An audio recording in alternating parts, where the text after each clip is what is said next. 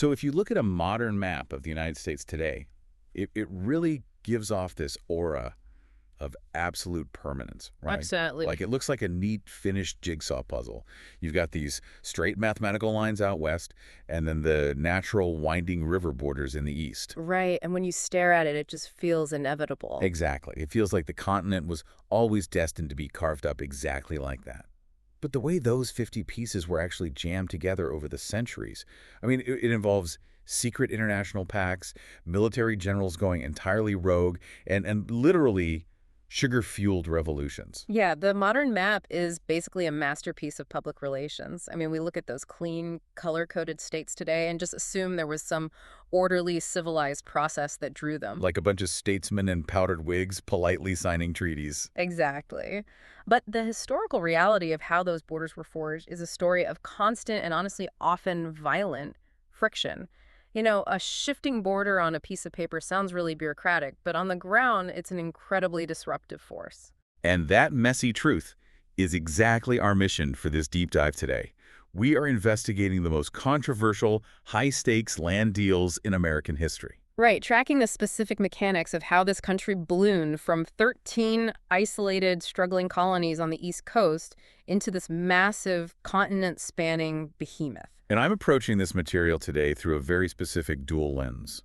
First, just as a journalist, there is nothing I love more than digging past the sanitized official headlines, you know, the neat little summaries they put in textbooks. Oh, absolutely. Those are always missing the best context. Right. I want to find the complex, often uncomfortable reality of how power actually operates. Because the official narrative is designed to be cohesive, which usually means sanding off the rough, legally dubious edges of how the country actually expanded. Always. And second, as a parent of two incredibly inquisitive middle schoolers, I am constantly trying to figure out how to explain these complex historical conflicts to them. That's a tough audience. It really is. Yeah. And you can't just feed the 13-year-old a sanitized fairy tale. I mean, they have an elite built-in radar for hypocrisy. Right, they see right through it. They do. When you tell them a story about how a country acquired millions of square miles of land, they immediately sense when you're skipping the uncomfortable parts. They don't want the cartoon. They want the mechanics of what actually happened. They want the real story. Well, the source material we're analyzing today provides exactly that blueprint. We're working from a comprehensive historical overview detailing the chronological acquisition of United States territory. So we're not just memorizing dates. No, not at all. Our core analytical goal here isn't just to memorize a timeline of dates and treaties. We really want to dissect how this land was acquired. Right. We're going to strictly contrast the peaceful, purely financial purchases with the aggressive territorial wars. And crucially, we need to examine how these massive shifts in national boundaries personally impacted the populations who are already living there. Because when a border moves over a community, I mean, it can change their citizenship, their rights, their entire way of life, literally overnight. Exactly. So let's unpack this from the very beginning, starting with those first puzzle pieces. You know, we hear the year 1776, and we picture a unified nation rising up. Right, but when the founders said United States, they were being aggressively literal. Yeah. It wasn't a single country. It was 13 incredibly distinct, independent entities deciding to form a temporary coalition. The diversity of those original colonies is often really understated. You had Massachusetts, right? Founded by religious separatists in the 1620s, operating with a very strict communal worldview. Right. And you contrast that with New York, which began as the Dutch commercial hub of New Netherlands. Well, until the British military sailed to the harbor in 1664 and essentially forced the Dutch out just to secure the trade routes. It was a wildly chaotic mix. I mean, you had Pennsylvania, which was essentially a massive land grant handed to William Penn by King Charles II just to settle a royal family debt. Yeah, imagine the scale of that transaction. Paying off a personal IOU with a chunk of a continent. Exactly. And then you have Georgia, intentionally founded as a buffer zone and a refuge for people thrown into debtors' prisons. So they unite, they fight the revolution, and in 1783, the Treaty of Paris officially ends the conflict. Right. But it didn't just grant them independence. The British ceded this massive, wild territory known as the Western Lands, like stretching from the Appalachian Mountains all the way to the Mississippi River. Which introduces an immediate existential logistical crisis. You have this fledgling, bankrupt coalition of states that suddenly legally owns millions of acres of dense wilderness. Yeah, what did they even do with that? Well, initially, states like Virginia and Connecticut tried to claim massive horizontal slices of it for themselves. Oh, of course they did. Right, but it was an utter failure. They couldn't govern land hundreds of miles away across mountain ranges, and the bickering threatened to tear the whole new union apart. So the central government realized they had to create a standardized system for expansion. Right, and that system became the Northwest Ordinance of 1787. Yeah. I actually spent a lot of time reading through the specifics of that in our sources because it is fascinatingly bureaucratic. It really is. Yeah, it reads less like a grand founding document and more like a sterile mechanical rulebook for a board game. It was basically a mathematical formula for manufacturing new states. The ordinance dictated that once a designated territory managed to attract exactly 5,000 free males who each owned at least 50 acres of land, that specific population could elect an assembly and form a rudimentary territorial government. Okay, let me stop you right there Yeah. because the phrasing 5,000 free males who owned at least 50 acres is doing an incredible amount of heavy lifting. Oh, absolutely. I mean, it tells you exactly how the founders viewed political power. It wasn't just 5,000 humans. It wasn't even 5,000 men. It was specifically men who had the capital to own 50 acres of property. It was an exclusive, wealthy club from the jump. Right. It was entirely exclusionary by design.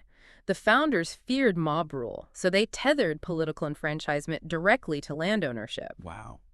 But the formula continued, right? Once that specific curated population reached 60,000 total inhabitants, the territory could officially apply to Congress for full statehood, entering the Union on equal footing with the original 13. And that exact blueprint eventually stamped out the states of Ohio, Indiana, Illinois, Michigan, and Wisconsin. Exactly. But we have to look at the human cost of this mathematical formula. You know, the way textbooks often frame this era, it's as if these brave pioneers were just walking into an empty, pristine forest to build log cabins. Right, the empty frontier myth. Yeah, but the sources are incredibly clear that this land was heavily populated. Even before the Revolution, back when the British won this territory from the French, American colonists started flooding over the Appalachian Mountains into the Ohio River Valley. And the Native American confederacies who lived there, who, mind you, had never agreed to any of these European treaties, obviously pushed back and defended their homes. Right. Naturally. And the British government was watching this frontier violence escalate, and they looked at their ledger.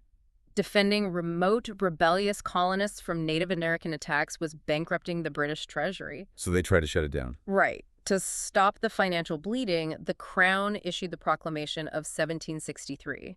They essentially drew a hard line down the spine of the Appalachian Mountains and explicitly banned any American colonists from settling west of it.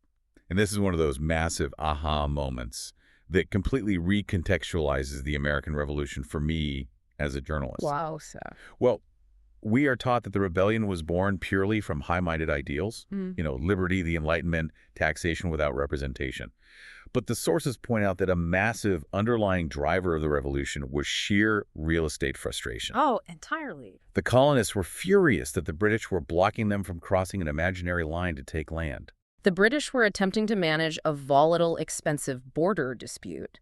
The colonists, however, viewed that management as an intolerable tyranny. Right. And then the British had to levy new taxes on the colonies to pay for the soldiers stationed on that very frontier to keep the colonists out, which created this feedback loop of anger that led directly to the Declaration of Independence. So the desire for abstract liberty was inextricably linked to the desire for territorial expansion. Exactly. I try to find analogies for my kids to explain this, but it's not as simple as a shared bedroom dispute. It's more like, imagine living in a neighborhood with a hyper-strict homeowners association. Okay, I like this. The HOA tells you that you absolutely cannot build a shed in the empty lot next door because it's a protected wetland and the city will fine everyone. You decide you want the shed so badly that you don't just ignore the rule. You convince the entire neighborhood to violently secede from the city so you can pour the concrete. That is a stunning level of entitlement playing out on a geopolitical scale. It really is. And that entitlement was pervasive, and it wasn't just directed at the British or native populations. The early states turned that aggression on each other over these arbitrary borders. Oh, the absurdity of early state border disputes is genuinely hilarious. Look at Vermont. They declared independence in 1777, but they didn't become the 14th state until 1791. Right, a 14-year delay. Why the delay? Because Massachusetts, New York, and New Hampshire spent a decade in a three-way bureaucratic knife fight over who legally owned the land Vermont was sitting on. Vermont only got to join the Union when the other three states finally exhausted themselves and gave up their claims. Well, if you think the 18th century disputes were absurd, the sources detail a conflict in 1838 that perfectly illustrates how fragile the concept of a national border really is. Oh, the Aroostook War. Yes. I consider myself a history buff, and I had never heard of this before reading the material. It is staggering. It's a great example. So, the border between the state of Maine and the British territory of Canada was vaguely defined after the Revolution. Fast forward to 1838, Maine starts letting people settle along the Aroostook River. Right. And the British authorities in Canada look at their maps and say, wait, you are giving away our timber. Diplomatic compromises completely break down. And then, in the dead of winter, a group of Canadian lumberjacks crosses into the disputed zone and sets up a logging camp. We are talking about civilians with axes, harvesting trees in freezing conditions. Just guys cutting down pine trees. And the governor of Maine is so incredibly outraged by these lumberjacks that he formally calls out the heavily armed state militia. Which is a massive overreaction. Huge. And the Canadians see the militia coming, so they call out their own military forces. Right. Tensions skyrocket so fast that President Martin Van Buren realizes two nations are about to start shooting at each other in the snow. Right, he literally deploys General Winfield Scott to Maine. And the United States Congress actively begins passing resolutions to prepare for a full-scale war with the British Empire over lumberjacks. It really reveals how quickly an abstract line on a map becomes a flashpoint the moment a valuable natural resource is involved.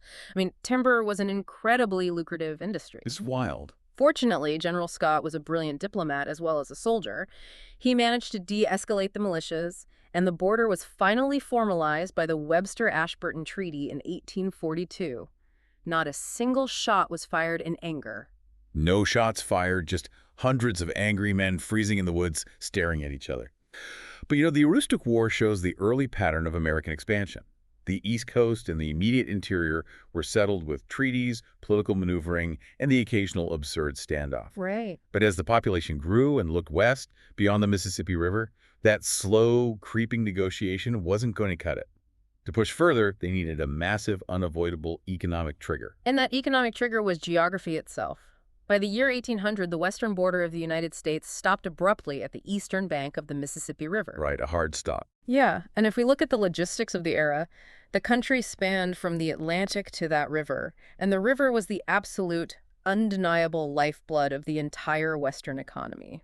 Geography dictates destiny here. I mean, imagine you are a farmer who just set up a homestead in the Ohio Valley. You harvest a massive crop of wheat.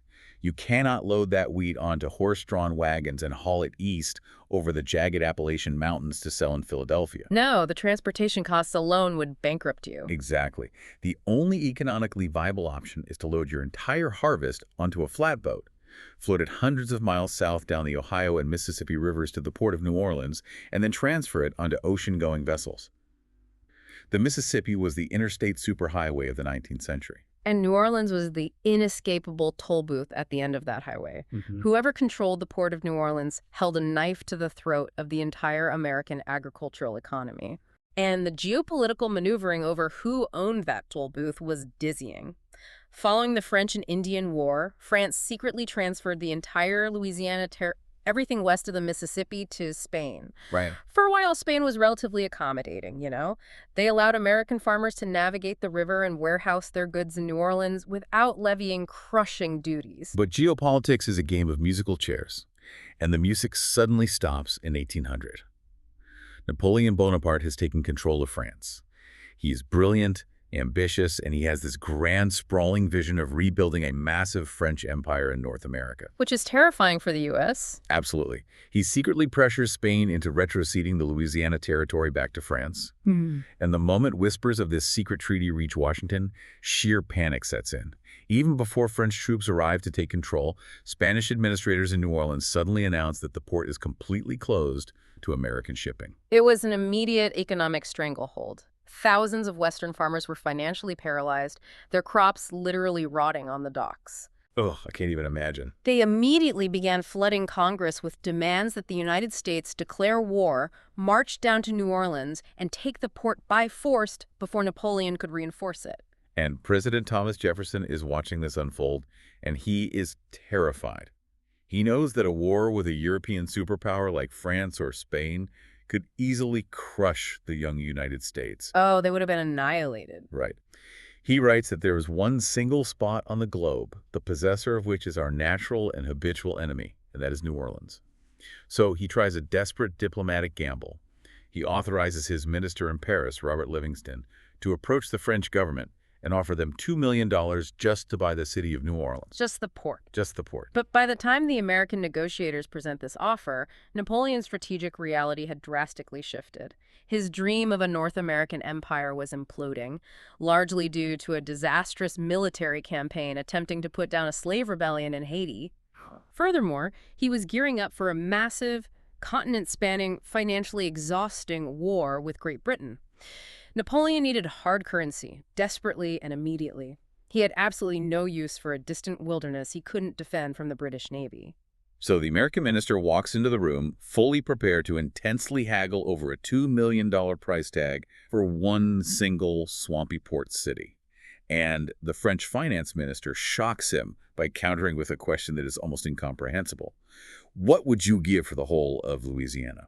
Everything. The entire unmapped territory stretching from the Mississippi River all the way to the Rocky Mountains. They scramble to negotiate, and in April 1803, they strike a deal.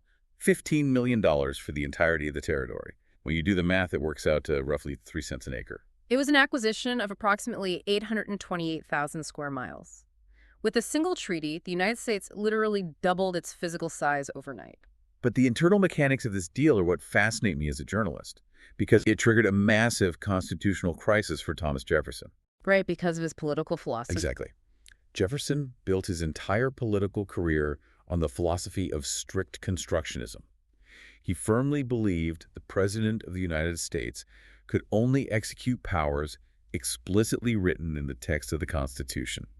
And he scoured the document. There is absolutely no clause in the Constitution that says the executive branch is allowed to unilaterally buy a massive tract of foreign land. He was philosophically trapped. He believed the purchase, while practically necessary, was entirely illegal under the framework he championed. He was so conflicted that he drafted a constitutional amendment to make the purchase legal and wanted to wait for Congress to pass it. But his political advisors basically staged an intervention. He had to. They told him, Thomas, Napoleon is incredibly erratic. If we wait months for a constitutional amendment to be ratified, he's going to change his mind and we lose half a continent. Take the deal right now, sign the check, and we will figure out the legal justifications later. Yeah, it is the ultimate triumph of sheer pragmatism over deeply held principle. But my absolute favorite detail from the source material is the sheer blindness of the transaction. They bought an empire, and no one actually knew where the borders were. Right. The borders of the Louisiana Territory were incredibly vaguely defined in the original treaties between France and Spain. The Americans essentially bought the deed to a property without ever seeing a land survey. I always compare this to buying one of those abandoned locked storage units at an auction. You hand over a massive pile of cash, but the seller doesn't have the key, and when you ask them for the square footage of the unit, they just shrug. That's a great comparison. The source includes this incredibly telling quote from the French minister when the American diplomats pressed him to clarify the exact boundaries of what they had just purchased. He replied, "I can give you no direction. You have made a noble bargain for yourselves, and I suppose you will make the most of it." Make the most of it. And they certainly did. I mean, the unmapped storage unit eventually provided the land for all or part of 13 new states: Louisiana, Arkansas, Missouri, Kansas, Nebraska, Iowa, South Dakota, North Dakota, Oklahoma, Minnesota, Montana, Wyoming, and Colorado. The ultimate real estate bargain. It really was. What is critical to extract from the Louisiana Purchase is that it proved monumental territorial expansion could be achieved entirely peacefully. It was executed purely through a financial transaction, exploiting an opponent's geopolitical weakness and financial desperation. Not a single shot was fired. Right. However, if we shift our focus just to the south, the United States was about to employ a radically different, highly coercive method of expansion. And this is where we move away from the civilized stroke of a pen and enter the realm of rogue military action and outright extortion. Let's look at Florida. Yes, let's talk about Florida. Throughout the 1810s, the Florida Peninsula is owned by the Spanish Empire, divided administratively into West Florida and East Florida. And the source material details how East Florida had become a massive, festering thorn in the side of the U.S. government. Right, because Spain was so weak and distracted by revolutions in South America, Florida was essentially unpoliced. It became a sanctuary. Yeah. Runaway slaves were escaping across the border to freedom, pirates were utilizing the hidden coves, and the Seminole Indians were using the territory as a staging ground to launch raids against American settlements in Georgia. It was a highly porous, volatile border that Spain was completely failing to manage. The American settlements were demanding federal protection. So in 1817, President James Monroe decides he has to take action to secure the frontier. He dispatches General Andrew Jackson to the southern border with very specific, limited parameters. And the specifics of these orders are the crux of the whole event. Monroe explicitly tells Jackson, "Go down to the Georgia border and stop the Seminole raids. If you are in hot pursuit of a raiding party, you may temporarily cross the border into Spanish Florida to apprehend them, but under no circumstances are you to attack or engage any Spanish military forts." It was strictly a policing action. Exactly, designed specifically to avoid provoking a war with Spain. Well, the flaw in Monroe's plan was relying on Andrew Jackson. Just a bit. Jackson was not a commander known for his diplomatic restraint or his deference to presidential authority. He viewed the Spanish presence as a fundamental threat. To put it incredibly mildly, Jackson assesses the situation, looks at his orders, and simply decides to ignore the commander-in-chief. He pens a letter back to President Monroe proposing a radically different plan. He writes, "Let it be signified to me through any channel that the possession of the Floridas would be desirable to the United States, and in 60 days it will be accomplished." Wow. He sends this letter, waits, and receives absolutely no reply from Washington. Right, because communication speeds in 1817 were glacial. A letter took weeks to travel from the southern frontier to the capital. But Jackson didn't wait for a reply. He interpreted the administrative silence as tacit approval. He just marches his army straight into a sovereign Spanish colony. He completely ignores the Seminole raiding parties and systematically attacks the Spanish infrastructure. He captures their forts, forcibly deposes the Spanish colonial governor, and installs one of his own American military officers to run the territory. It's astounding. I try to put myself in Monroe's shoes. Imagine being the president, sitting in Washington, completely unaware for weeks that your general has gone completely rogue and is actively conquering a European colony without congressional approval. It is an act of breathtaking insubordination. It really is, and it forces President Monroe into a severe diplomatic and political crisis. He didn't authorize the invasion. He could have court-martialed Jackson, apologized to Spain, and withdrawn the troops. Right, which would be the legal thing to do. Exactly. But Monroe recognized the strategic reality on the ground. American troops now firmly held the territory. He decided to leverage Jackson's illegal aggression. Instead of apologizing, Monroe's Secretary of State, John Quincy Adams, turns to the Spanish diplomats and issues a stark ultimatum. Oh, this is the extortion part. Yep. He tells them, you either place a large enough military force in Florida to police your own borders and stop these raids, or you simply cede the territory to the United States. And Spain is cornered. They know they're at a declining empire, their treasury is empty, and they absolutely do not have the military logistics to fight a war with the United States over a swampy peninsula they can barely control. They realize it's a lost cause. So they cave.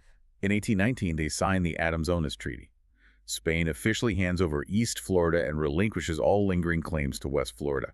The U.S. absorbs the entire territory, and Florida eventually enters the Union in 1845. If we compare the mechanics of Florida to Louisiana, the contrast is stark. Louisiana was a masterstroke of diplomatic negotiation and financial opportunism. Florida was raw military coercion. Completely. The United States allowed a rogue general to manufacture a crisis, used unauthorized military force to establish a new reality on the ground, and then utilized aggressive diplomacy to formalize the theft. It established a highly effective, deeply cynical precedent. That is the messy truth of history right there. The federal government retroactively endorsed an illegal rogue invasion simply because it successfully acquired the real estate they desired. Exactly. And this exact blueprint, American citizens migrating across a foreign border, generating massive cultural and political friction with the local authorities, and eventually sparking a military takeover, was about to be deployed on a much, much larger scale further west. Which brings us to the story of Texas and the overwhelming power of shifting demographics. Yeah, Texas provides perhaps the most textbook example of demographic subversion in American history. Throughout the 1820s, the massive territory of Tejas was controlled initially by the Spanish Empire and then by a newly independent Mexican Republic. But the central government in Mexico City faced a severe geographic challenge. The territory was incredibly vast and sparsely populated. Right. It was essentially a giant buffer zone protecting the Mexican interior from Native American tribes and American expansion. But a buffer zone doesn't work if no one lives there to defend it. Right. So the Mexican government makes a policy decision that seems incredibly logical at the time, but ends up being fatal to their sovereignty. They decide to offer massive, practically free land grants to anyone willing to move to Texas, with just two major stipulations. You must convert to Catholicism, and you must become a law-abiding Mexican citizen. Sounds like a good deal. An American named Moses Austin negotiates a grant, but he passes away, so his son, Stephen F. Austin, takes up the mantle. In 1821, Stephen Austin leads a hand-picked group of 300 American families across the border to settle in Texas. And that initial group of 300 families serves as a catalyst. They establish successful farms, and word quickly filters back to the United States about the incredibly fertile soil and the vast, grassy plains perfectly suited for cotton and cattle. And then the floodgates open. Suddenly, it is no longer a controlled trickle of approved settlers. It becomes a massive, uncontrollable flood. Americans begin pouring across the border, many bringing enslaved people with them, which directly violated Mexico's increasing moves toward abolishing slavery. And if you're listening to this and you've ever driven through Texas today, you see the profound legacy of Spanish architecture, the names of the rivers, the Tejano cultural influence. And that's because we have to remember the human impact of this migration. Yeah, there were people already living there. Exactly. The Tejanos, the Mexican citizens of Spanish descent who had called that land home for generations. And almost overnight, these Tejanos find themselves vastly outnumbered in their own homeland by a flood of foreign immigrants. It is the defining characteristic of demographic overwhelm. The incoming Americans had absolutely no intention of assimilating into Mexican culture. They brought their own legal traditions, their own language, their own economic systems, and frankly, a deeply ingrained sense of racial and cultural superiority. The Tejanos deeply resented the Americans for blatantly ignoring local laws and avoiding taxes, and the Americans viewed the Mexican government as an oppressive foreign entity interfering with their prosperity. The cultural friction rapidly became politically unsustainable. The situation reaches a boiling point. Stephen Austin travels hundreds of miles south to Mexico City to try and negotiate a diplomatic solution. He meets with the Mexican president, General Antonio Lopez de Santa Anna, and proposes a compromise. Austin suggests making Texas a separate independent state within the Mexican Republic, allowing the American settlers to govern themselves while remaining loyal to Mexico. And Santa Anna does not take that well. Not at all. Santa Anna listens to the proposal, completely rejects it, has Austin imprisoned for a time, and then immediately mobilizes an army of 6,000 troops to march north and violently crush the growing American influence. But Santa Anna's aggressive centralization of power triggers exactly what he was trying to prevent. The American settlers, realizing the Mexican army is marching to disarm and suppress them, decide compromise is impossible. They officially declare Texas a free and independent republic. Wow. They cobble together a provisional government and appoint Sam Houston to command their military forces. But calling it an army at that stage is a massive overstatement. It was a logistical nightmare for Houston.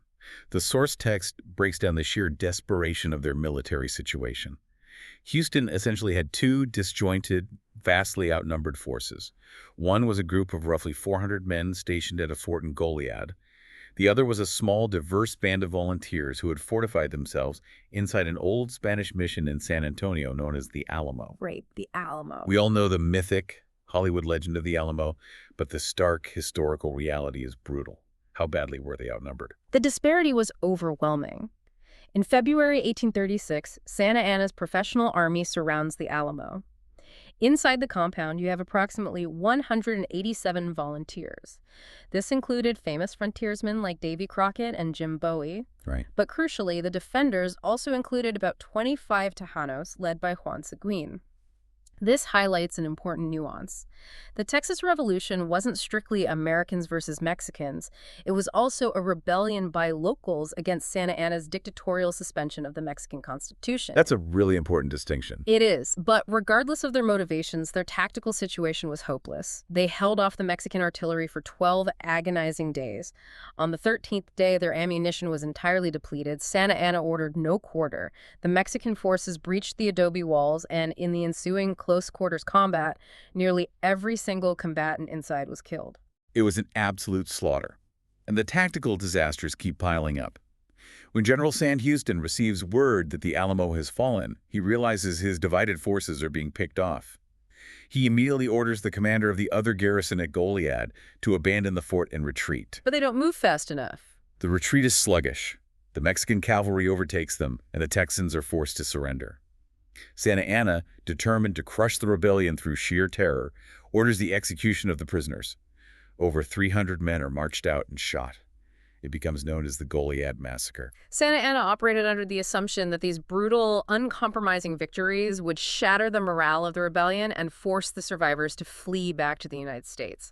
But historically, creating martyrs is a highly effective way to motivate an enemy. It acted as pure rocket fuel. Instead of demoralizing the Texans, the slaughter at the Alamo and Goliad unified them in absolute rage. In April 1836, near the banks of the San Jacinto River, Sam Houston's retreating forces finally find an opening. Right, a tactical mistake by Santa Anna. Exactly. Santa Anna had divided his army and camped in a vulnerable position. Houston's men attack with terrifying ferocity, screaming, "Remember the Alamo! Remember Goliad!" The source material notes the sheer speed of the violence.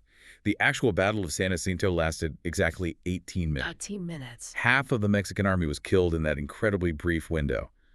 Santa Anna himself is captured trying to flee in the uniform of a private warring.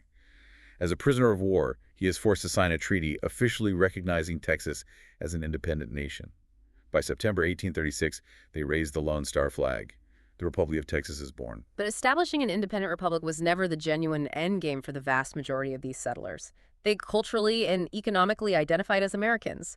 Their ultimate objective was annexation by the United States. Right, they wanted to join the U.S. So almost the moment they secure independence, Texas formally petitions the U.S. Congress for statehood.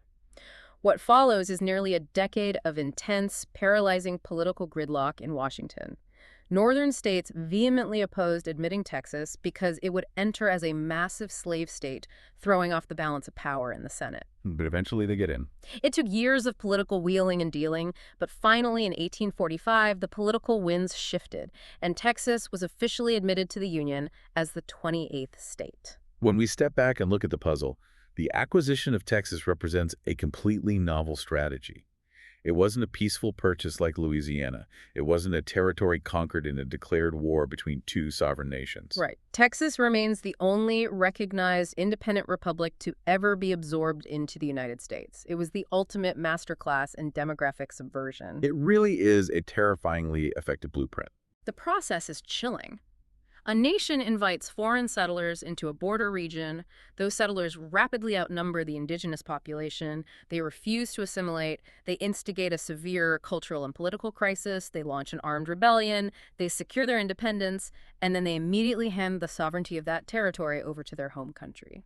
It is an incredibly aggressive, almost predatory method of acquiring land. And because it worked so perfectly, the psychological impact on the American public was profound. They thought they couldn't lose. By 1845, politicians in Washington are looking at this unprecedented winning streak, doubling the country with Louisiana, extorting Florida, subverting Texas, and they begin to believe that American expansion is not just successful, but quite literally inevitable. Which brings us to the underlying philosophy that drove the next era, encapsulated in the most dangerous phrase in this entire deep dive: manifest destiny. Manifest destiny. It wasn't just a political slogan. It was a potent ideological engine. It provided a moral and religious justification for what was, in reality, a ruthless campaign of territorial conquest. I've tried to explain the psychology of manifest destiny to people, and the best analogy I can think of isn't a schoolyard bully.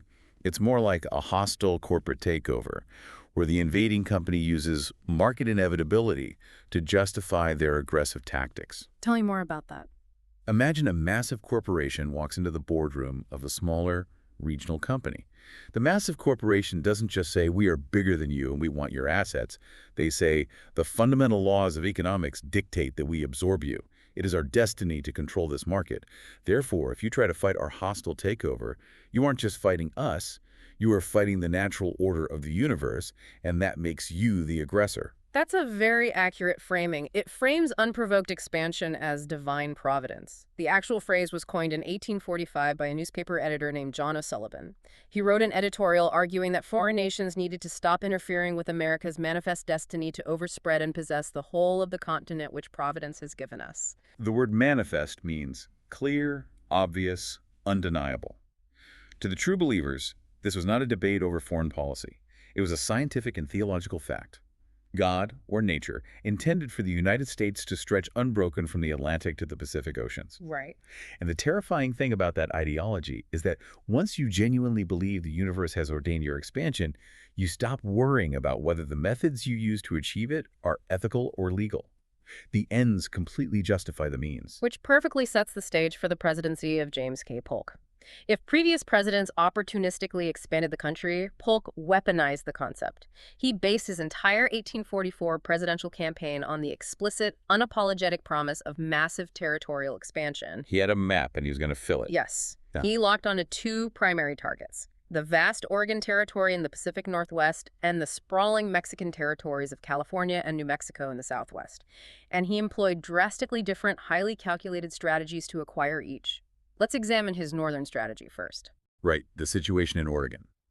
At this time, the Oregon Territory was massive, stretching far up into present-day Canada, and it was awkwardly being jointly occupied by both American settlers and the British Empire. They had never agreed on a permanent border. The British wanted the border drawn much lower to protect their fur trade, and the Americans wanted it drawn much higher. So Polk gets aggressive. Polk campaigns on this incredibly belligerent, catchy slogan, 54 or 40 or fight.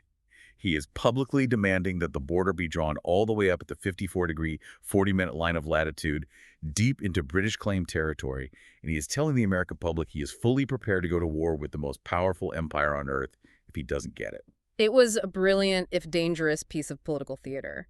The slogan whipped the expansionist wing of his party into an absolute frenzy and secured his election.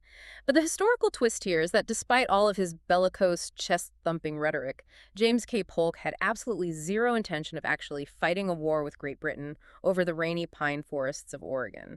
None. The slogan was pure red meat for his political base.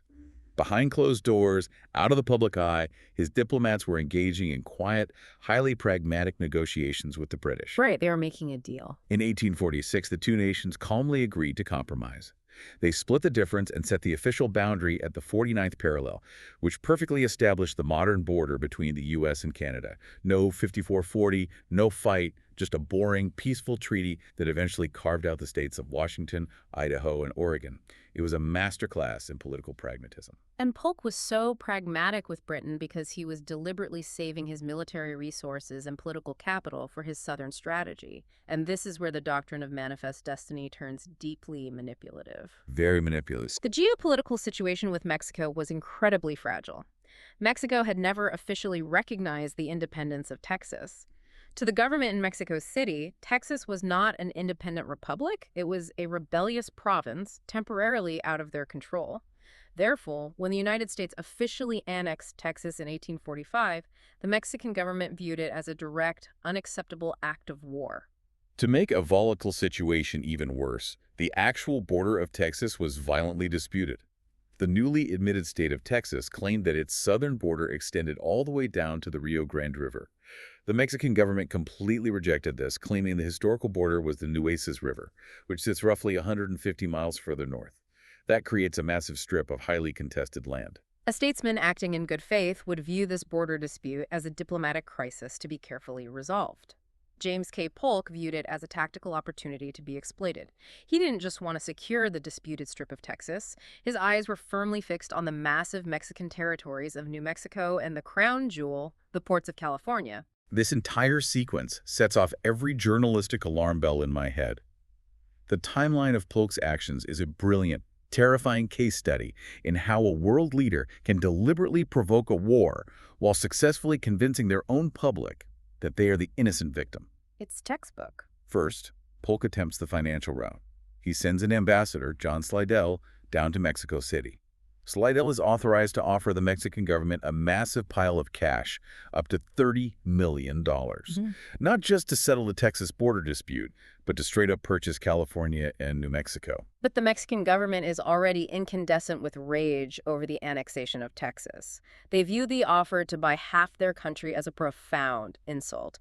The Mexican president refuses to even allow Slidell into the building to present his credentials. Polk is insulted by the rejection, and he decides that if Mexico won't take the checkbook, he will use the bayonet. But he faces a massive political problem. He cannot simply declare an unprovoked war of conquest against a neighboring republic just because they refuse to sell him land. The public wouldn't stand for it. Especially the anti-slavery politicians in the North. He desperately needs a casus belli. He needs an excuse. So he orders General Zachary Taylor to march an army of American troops south, past the Nueces River, all the way down to the northern banks of the Rio Grande, driving them right into the absolute deepest, most contentious part of the disputed territory. It was an incredibly calculated provocation. Polk deliberately parked a heavily armed American military force directly across the river from the Mexican army. He placed them in a location where the Mexican military commanders would have absolutely no choice but to view them as an actively invading force violating Mexican sovereignty. And predictably, the Mexican cavalry crossed the river and engaged in American patrol, resulting in American casualties. Exactly what he wanted. Polk essentially laid a geopolitical bear trap, sat back, and waited for Mexico to step in it. The minute the dispatch riders reach Washington with the news that shots were fired and American dragoons were killed, Polk springs the trap. He rushes to Congress and delivers this incredibly impassioned, highly choreographed speech. The climax of the speech is the famous line, and I quote, "Mexico has passed the boundary of the United States, has invaded our territory, and shed American blood upon American soil." And this is where we have to pause and critically examine the historical record. Because, as our source text explicitly highlights, the central premise of Polk's impassioned plea to Congress was fundamentally untrue. It was a spectacular spin job. The land where the skirmish happened was highly disputed territory. It was absolutely not definitively American soil. Polk had purposefully maneuvered his army into a known flashpoint with the explicit goal of provoking the exact violence he was now using as a self-righteous justification for a war of conquest. It is political manipulation at its highest level. But the manipulation was incredibly effective. Congress was entirely swept up in the patriotic fervor and the intoxicating promise of manifest destiny. Despite vocal protests from a few obscure politicians, including a young first-term congressman from Illinois named Abraham Lincoln, who demanded to see the exact spot of soil where blood was shed, the majority of Congress chose not to look too closely at the underlying facts. They saw the prize. They saw a golden opportunity to grab an immense amount of territory. On May 13, 1846, the United States formally declared war on Mexico. And the resulting military campaign was swift, brutal, and completely overwhelming. The U.S. fought a multi-front war. General Stephen W. Kearny marches a force west and captures Santa Fe, essentially taking control of the entire New Mexico territory without firing a single shot. And out in California. Out in California, American settlers living under Mexican rule utilized the Texas Playbook. They staged the Bear Flag Revolt, which, by the way, is exactly why the modern state of California still has a grizzly bear on its flag today, and they declare themselves an independent republic just long enough for U.S. naval forces to arrive and occupy the ports. Meanwhile, General Winfield Scott leads a massive amphibious assault, marches an army deep into the heart of southern Mexico, and actually captures and occupies Mexico City itself. With their capital occupied, the Mexican government capitulated. The war officially ends in 1848 with the signing of the Treaty of Guadalupe Hidalgo, and the terms dictated to Mexico are devastating. They are forced to recognize the Rio Grande as the permanent southern border of Texas, and they are forced to cede an immense swath of land known as the Mexican Cession. How much land was that? This cession constituted roughly half of Mexico's entire pre-war national territory. The treaty stipulates that the U.S. pays Mexico $15 million in return for the land. What fascinates me is that this is the exact same dollar amount they paid France for the Louisiana Purchase. But paying $15 million for something after you've essentially held a gun to the seller's head, bombarded their cities, and occupied their capital is fundamentally different from a voluntary real estate transaction. Very different. From that massive chunk of conquered land, the U.S. eventually carved out California, Nevada, Utah, Arizona, New Mexico, and parts of Wyoming and Colorado. And just to put a final bureaucratic bow on the entire southwestern border, 5 years later in 1853, the U.S. went back to Mexico and bought one last small strip of desert land along the Arizona and New Mexico border for $10 million. The Gadsden Purchase. Exactly, the Gadsden Purchase. And the only reason they bought it was because they needed a perfectly flat piece of terrain to build a transcontinental railroad. Which means that by 1853, the continental puzzle of the lower 48 states is effectively finished. The United States had successfully stretched its borders continuously from the Atlantic coast to the Pacific coast, fulfilling the exact geographic prophecy that the proponents of Manifest Destiny had dreamed of. Logically, you would think that hitting the shores of the Pacific Ocean would be the end of the story. The map is full, the borders touch the water on both sides. But human psychology, especially when tied to national identity, doesn't work like that. The ideology of Manifest Destiny didn't just stop because they ran out of dirt. No, it just shifted focus. Once a nation builds a bureaucratic, economic, and psychological machine designed solely for the purpose of outward expansion, it is incredibly difficult to just locate the off switch. They became addicted to the process of growing. Which leads us to the final era of our deep dive, extending the empire beyond the continent itself. We're looking at the years between 1867 and 1898, an era driven by iceboxes, gold, and sugar. The underlying motivation for expansion fundamentally shifts in this post-Civil War era. For the first century, expansion was largely about securing contiguous, arable farmland for a rapidly growing agrarian population. By the late 19th century, the United States is rapidly industrializing. So what do they need now? The focus shifts to securing global reach, extracting raw industrial resources, and establishing strategic naval power. This shift is perfectly encapsulated by the acquisition of Alaska. In 1867, William H. Seward is serving as the Secretary of State. The Russian minister in Washington approaches him with a highly unusual proposition. They want to sell Alaska. Yes, the Russian Empire has maintained a massive, sprawling colony in North America, Alaska, but they are struggling financially following the Crimean War, and they realize they cannot realistically defend the territory if the British decide to invade it from Canada. So they offer to sell the entire Alaskan territory to the U.S. for $7.2 million. And Seward, who is a massive proponent of American global dominance, jumps at the chance to buy it. But the American public reaction at the time is absolutely brutal. The press mercilessly mocked him. They printed cartoons calling the territory Seward's Folly, Seward's Icebox, and my personal favorite, a polar bear garden. The general public thought Seward had just wasted millions of taxpayer dollars on a frozen, useless wasteland that had absolutely zero practical value for an industrializing nation. But Seward was looking decades past the ice and snow, wasn't he? He was. He believed in expansion for the sake of long-term economic and strategic power in the Pacific, and he strongly suspected the unmapped region held incredible, untapped natural resources. He fiercely lobbied the Senate and pushed the treaty through despite the widespread public mockery. And of course, the historical vindication was spectacular, though Seward didn't live to see it.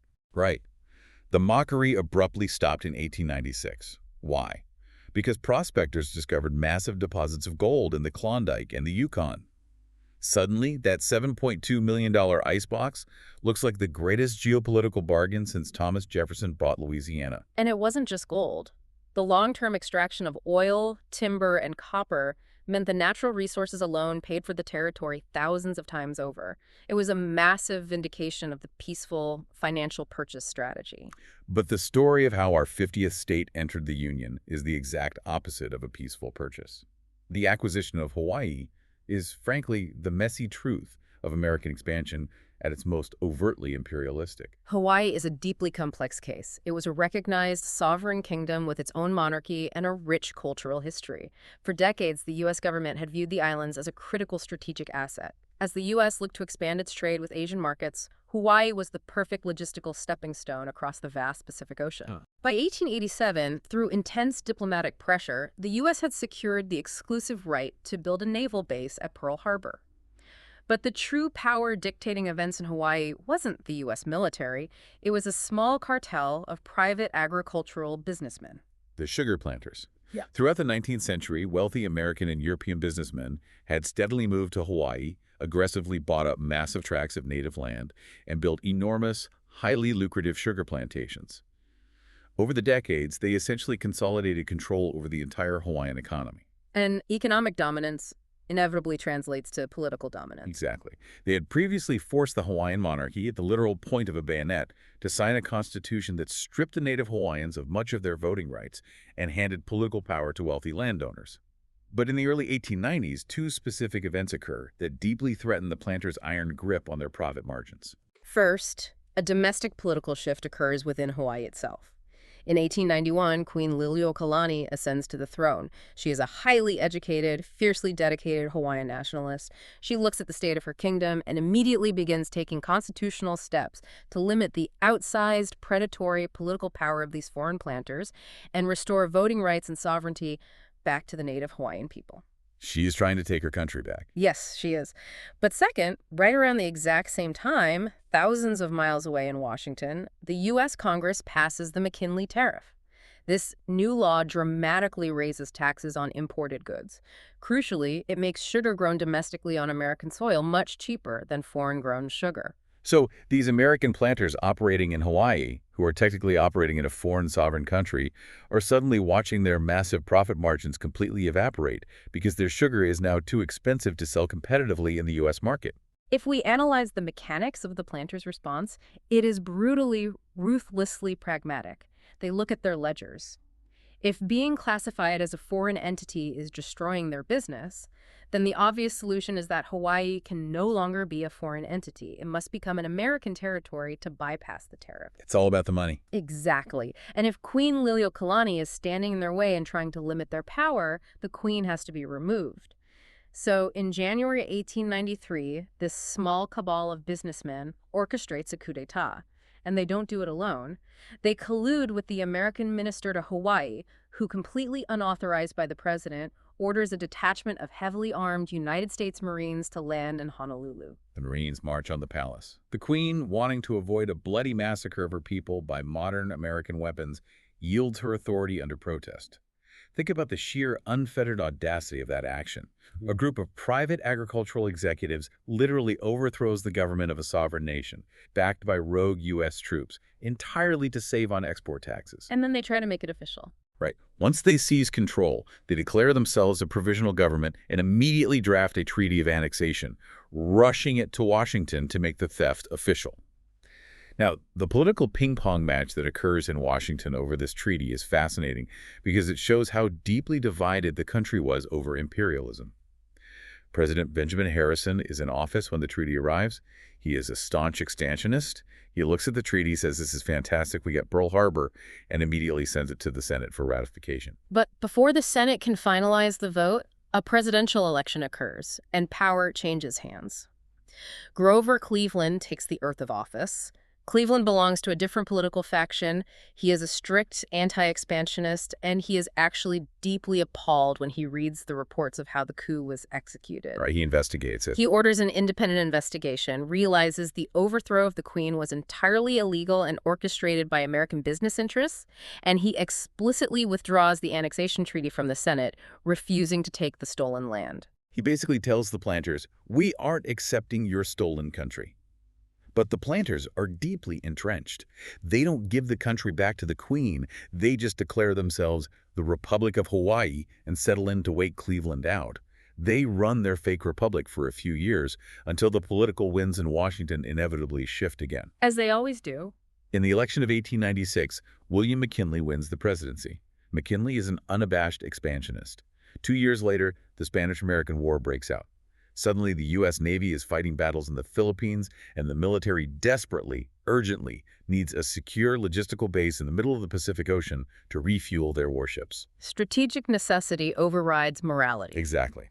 With the strategic necessity overriding any lingering moral qualms about the coup, McKinley formally annexes Hawaii as a U.S. territory in 1898. It remains territory for decades, finally becoming the 50th state in 1959. What is most striking about the acquisition of Hawaii is how perfectly it mirrors the strategic blueprint utilized decades earlier in Texas. It is the exact same playbook, simply updated and optimized for the industrial age. American economic interests voluntarily migrate into a sovereign foreign territory. They establish financial dominance. They inevitably clash with the local government over laws and taxes. When their economic interests are threatened, they orchestrate a rebellion, establish a provisional government, and then immediately hand the territory over to Washington. It is the demographic subversion strategy, but instead of being executed by rugged pioneer families in covered wagons, it was executed by a corporate board of directors in business suits. It really is incredible when you step back and look at the entire massive jigsaw puzzle of the United States. We started this deep dive talking about a 50-piece map, and now that we've meticulously examined the individual pieces, it is abundantly clear that the methods used to gather them were wildly, almost schizophrenically inconsistent. That is the ultimate conclusion when synthesizing these historical sources. The overarching narrative is defined by a stark, profound dichotomy in the methods of acquisition. On one side of the ledger, you have the massive, peaceful, purely financial transactions, the Louisiana Purchase, the acquisition of Alaska from Russia, the Gadsden Purchase. Right, the checkbook methods. These were straightforward, if highly opportunistic, real estate deals where money exchanged hands and borders moved without military conflict. But on the other side of the ledger, you have a relentless, recurring pattern of demographic subversion, military coercion, and outright provoked warfare. Right. You have the legally dubious rogue military invasion of Florida. You have the slow-motion demographic overwhelming of the Tejano population in Texas. You have the highly calculated, politically manufactured war with Mexico to secure California. And you have the blatant corporate coup d'etat in Hawaii. Wow. It's a map drawn in equal measure with a government checkbook and a cavalry bayonet. But before we completely wrap up this historical autopsy, there is one final, incredibly unique piece of the territorial puzzle mentioned in our sources that we have to discuss. Because it is the absolute, glaring exception to every single rule of expansion we've discussed today. I'm talking about Washington, D.C. Oh, Washington, D.C. is a geopolitical anomaly. It is not a state. It was never a wild frontier territory. And most crucially, in the context of our discussion, it was not purchased from a desperate foreign power. It was not conquered in a manufactured war. And it was not stolen through a corporate coup. It was entirely custom built. Right from the very genesis of the nation, the Founding Fathers knew they needed a permanent national capital. But they were deeply paranoid that if the capital was located within an existing state, like New York or Pennsylvania, that specific state would wield far too much influence over the federal government. So they planned for a neutral zone. To avoid that favoritism, the Constitution actually includes a specific provision allowing for the creation of an independent federal district. So in 1790, George Washington personally surveys the land and picks a swampy, humid spot along the banks of the Potomac River. To create it, the states of Maryland and Virginia actually cede a portion of their own sovereign territory, donating the land to create this perfectly diamond-shaped federal district. And then they build it from scratch. Washington then hires a brilliant French military engineer, Pierre-Charles L'Enfant, to design the city entirely from scratch. L'Enfant lays out the grand avenues, the placement of the Capitol building, the sprawling public malls. It is the only place in the entire country expressly designed, surveyed, and built from the ground up, specifically to be the seat of government, belonging equally to all Americans and beholden to no single state.